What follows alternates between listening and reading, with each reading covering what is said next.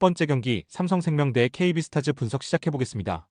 삼성생명은 직전 경기에서 신안에 완승했다. 3쿼터 종료 시점에 이미 20점 차였고 90점 가깝게 득점하는 화력을 자랑했다. 강유림이 3점 슛 4개 포함 23점을 기록한 것을 비롯해 슈터인 김아름이 시즌 최다인 18점을 터뜨렸고 이해랑과 배예윤의 골밑 존재감도 확실했다. 곧 시작될 플레이오프를 위해 선수들이 컨디션을 끌어올려야 하는데 키아나 스미스가 없는 농구에 점점 적응하는 모습이다. KB는 일요일 경기에서 우리은행에 패하며 4강행을 결정하지 못했다. 그러나 이 경기를 승리하면 신안의 결과와 상관없이 4위를 확정하고 우리은행을 만나러 갈 수 있다. 같은 성적이라면 신안 상대로 상대 전적 우위를 가지고 있기에 유리한 입장이다. 그러나 이번 시즌 가장 어려운 상대였던 삼성을 만나는 부담이 있다. 삼성의 승리를 본다. KB가 엄청난 동기부여 속에 나서는 경기지만 동기부여만으로는 상대를 넘기 어렵다. 팀 내 부상자가 많기에 최근 경기에서 이은미가 34분을 뛸 정도로 로테이션이 원활하지 못한 점도 있다. 김단비와 히라노 미츠키 등 안정적인 벤치가 건재하고 배예윤이 골밑을 장악할 삼성이 정규리그 최종전을 승리할 것이다. 두 번째 경기 한국전력 대 삼성화재 분석 시작해보겠습니다. 한전은 엄청난 접전 끝에 OK에 승리했다. 마테우스의 부상 이탈 이후 팀의 주전 아포진 역할을 하는 김동영이 블로킹 3점 포함 30점을 폭발했고 임성진과 윤하준 등 젊은 아웃사이드 히터 듀오가 나란히 50% 이상의 성공률로 두 자릿수 득점에 성공했다.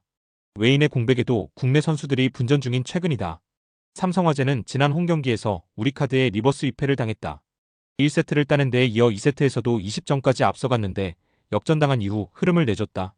60점을 주고받은 4쿼터 듀스 상황을 내준 것도 뼈아팠다. 이시몬과 파즐리 등이 적극적인 블로킹 가담을 하며 블로킹 득점에서 앞섰지만 상대보다 11개 더 많았던 범실이 컸다. 그로 인해 3위권 추격에 실패하며 어려운 시즌 막판을 보낼 가능성이 높아졌다. 삼성화재의 승리를 본다. 한전의 홈이고 비록 국내 선수들이 잘해주고 있긴 하지만 파즐리와 막심이 승부처에서 공격의 일선에 나설 수 있는 삼성의 클러치 능력이 더 나을 것이다. 측면 공격수들의 블로킹 가담도 원활한 삼성화재기에 원정에서 승리를 노릴 만하다. 세 번째 경기 IBK 기업은행 대 한국도로공사 분석 시작해보겠습니다. 기업은행은 흥국생명전에서 1세트를 잘 풀어나가며 반등하는 듯했다.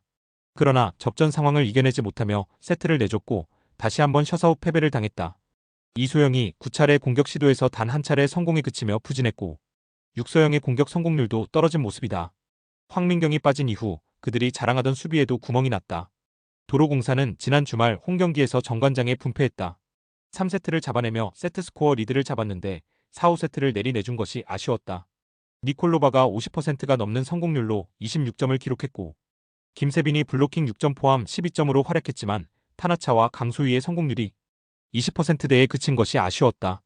그래도 배유나와 김세빈 등 중앙의 득점이 잘 나온 것은 긍정적이었다. 도로공사의 승리를 본다. 기업은행은 천신통의 계약 종료와 황민경의 부상 아웃, 빅토리아의 부진 등이 겹치며 최악의 현재를 보내고 있다. 디그는 여전히 잘 되고 있지만 공격 상황에서 해결해주는 선수가 없다.